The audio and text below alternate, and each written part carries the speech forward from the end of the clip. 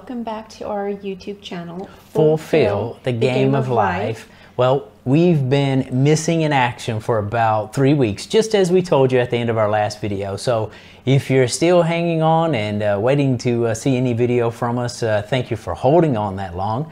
And just as we told you at the end of the last video, we decided to take our retirement vacation in Morocco. Hopefully you guys continue to join us through our Instagram page that also fit into our Facebook. We did a lot of posting there, yes, but we sure did. We didn't have near as many followers on Facebook or Instagram as we do on YouTube. So let us just start with this. Morocco was a once-in-a-lifetime experience. It was fascinating, it was enlightening, it was just a really beautiful experience that everyone should do at least once in their life. Yeah, we can start off by saying it's crazy strong recommended. But the amount of things you get to see and the different culture that you get to experience is remarkable. Almost everything that you think is normal in your life, if you're in Europe or if you're in the United States, is probably not normal in life in Morocco. Exactly, and I think it really showed me to be even more grateful for the things a lot of people take for granted living in a country where things, for the most part, come easy. Now, the hardest thing about this trip is, frankly, the experience was so significant. We saw so many things. We experienced so much that sharing it with everyone is probably not possible. We have hours of footage. Tons of pictures, lots of videos. Again, go to our Instagram page or a Facebook page so you can catch up on everything really that we did, because we probably won't be putting that in the YouTube videos. Yeah, so the hard part for us is actually which parts will people actually prefer to see and not prefer to see. And we're just overwhelmed with what we got to put together. So this is a multiple series video. We're just not exactly sure how many videos we're going to put together. Right. We've got so much stuff, and continuing to say that is only making the videos longer. So let's kick off with the fact that, as we told you in the last one, we had to change our plans, and fortunately our tour company was very flexible with us and allowed us basically to change our plans. Yes, and we ended up actually instead of being with a group, we actually ended up having a private tour, which that was kind of a silver lining. Yeah, I think it was as well. I mean, we were looking forward to having a group to share experiences with, but at the same time, you're not pressed for time. If you need to use the bathroom, you're using the bathroom when you want. If you want to eat, you eat when you want, you know, so you don't have to make... You're just not holding up other people. And we did, I think, happen to meet up with a few ladies that are from Canada. Hey, since we're interrupting you guys, where are you from? Oh, we're from Canada. Canada, Yeah, okay. But we're from the United States. Oh, nice. What state? Yeah, you guys were at as we were leaving, you guys were having breakfast. Oh, really? Yeah. Oh, Fez was awesome, Yeah. wasn't it? That was the most unique place I guess I've ever seen, honestly. Yeah, It's just overwhelming.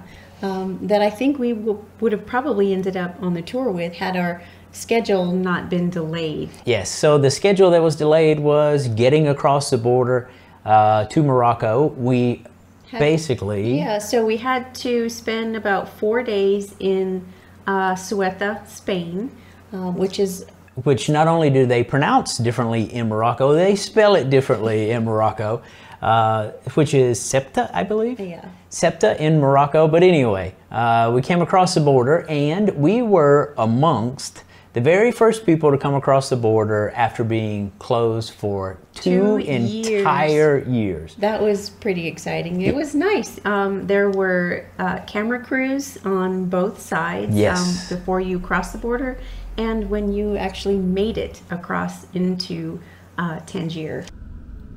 Well, it's finally Tuesday morning, and we are probably about 5 minutes from being at the border.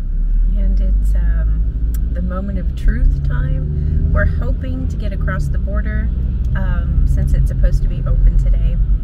Yep, so we're going to keep our fingers crossed. Otherwise, we are going to have a fun day setting up a whole new set of travel for us. So let's keep our fingers crossed. I'm pretty anxious. Anything? All right. Hey, we made it. Success. We made it. Awesome. Headed through right now. I assume that they're not going to stop us. Oh, we had a second stop. We did. They're checking our... double say. Yep. I guess one is exporting and the other one's importing. Maybe. Thank you. Want to get on to me for filming? I don't know. Police precaution? Hello? What's that? Vaccine? Okay. Thank you. Vaccine checking. It's pretty safe. This is the fourth. This is fourth border check? Yeah. Wow. Now look, this was our first trip to the African continent and probably was the primary motivator to say, why Morocco? Well, never been to Africa. And I had read descriptions that Morocco was somewhat the California of Africa. It was welcoming. It was just secure and very little concerns there culturally. And after being there for 2 weeks, we would agree. Very welcoming people. And probably the best way to start that off is to introduce you to our tour guide, Karim. Okay, so we are in Tangier, in the north of Morocco. Okay. Our destination will be to Chefchaouen, the Blue City, one of the beautiful cities in Morocco. Let's say it. It sounds awesome. He was the best. He was so full of energy. He's got all kind of jokes, right? Yeah, he had me speechless. He had us. Very many things to eat. He's telling us the delicacy here was cats, and we were like, cats? Yeah, the Tajin cat. Are you is sure? One of the popular food that you can eat in Morocco, and also snake tagine.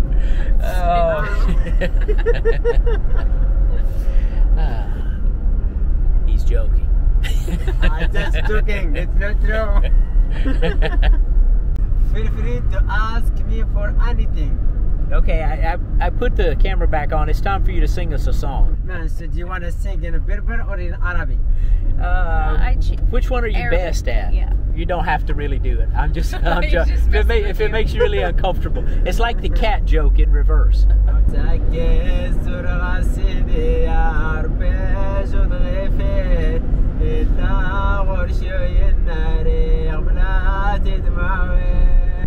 Yay! That was awesome, man. That was awesome. Was that Arabic? No, that's Berber. That was Berber. Okay.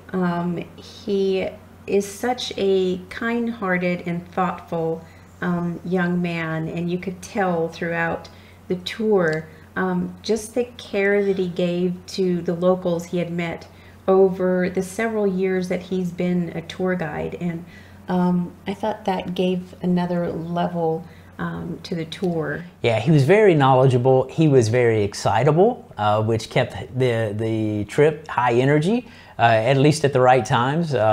And he was just a great guy. But anyway, off to the tour. Just to give it a little bit more definition, this tour was a 9-day tour around Morocco. We drove an extreme amount of miles, or I should say we rode. We did. We rode. And Karim drove us around, but it was a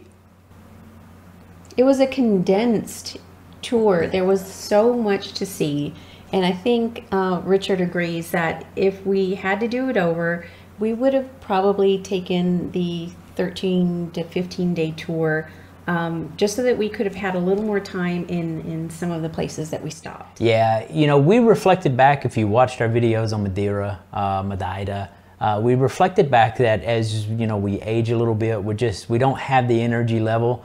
Go 9 days in a row, wake up early every day, get in the car and be headed to the next site, and do that 9 days in a row, and you'll start reflecting that this might have been bettered by adding a couple of days and slowing down a little bit. If you have the time to do that. It was strenuous. It was definitely strenuous. And by the very last day, on the entire last 4 or 5 hour drive, I don't know if any of us talked to any of us. We were all so tired. It was pretty silent. Oh, it was hilarious, but it was nice and peaceful. Caught up with family and everything else, just texting. So anyway, as the tour started, we were actually supposed to meet in Casablanca. Instead, in order to make up for the missed time, we had Kareem pick us up in Tangier. In Tangier. So Tangier we saw just briefly. We only time for lunch in Tangier, and then we hopped in the SUV, like you said, with Kareem, and headed to Chefchaouen. Was actually our first stop. Yeah, I was actually extremely excited about Chefchaouen. It's a weird type of excitement because I really like blue, and it's known as the Blue City. And I was actually, strangely enough, really looking forward to just visiting a city that was predominantly blue. I'm not sure how many people that would motivate, but it had motivated me. As we approached, you could see off in the distance the blue buildings, and they stopped us at a door that actually is very touristy. They had some traditional attire, I guess, or a lady there that actually put us in some traditional clothing and hats, and we were able to take pictures there, and that was really just kind of an introduction to the city, right? It was nice, and the traditions, which, as you'll see in this series of videos, we have lots of exposure to different traditions now, and we loved that part of part of the adventure, right? And the hat that you see in that picture is actually our tour guide said that all of the hats are specific to each of the villages. We traveled on in, we got checked into our riad, I believe it's called. It was a hotel, yeah. Okay. And it was blue everywhere. It was blue. It was really, really beautiful driving through the streets, and it was neat. It was neat. It was neat. The architecture was neat. Everything was small. The alleyways were small, and the staircase going up to the room was small.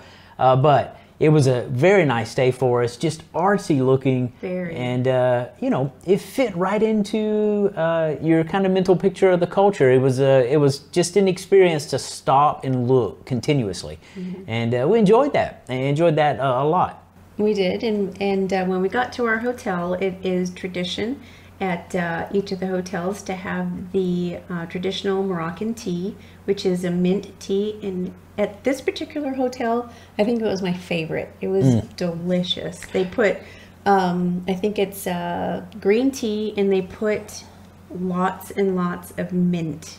And it was absolutely fresh delicious. Mint leaves.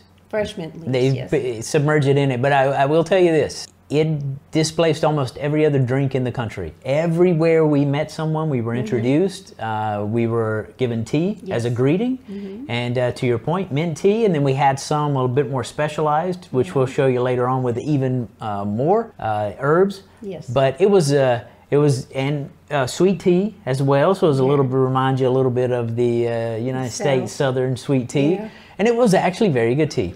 Christy headed downstairs right before I got down there. I was probably taking photos to have tea, yep. And we met a gentleman, Torben, who is from Denmark. Yes, from Denmark.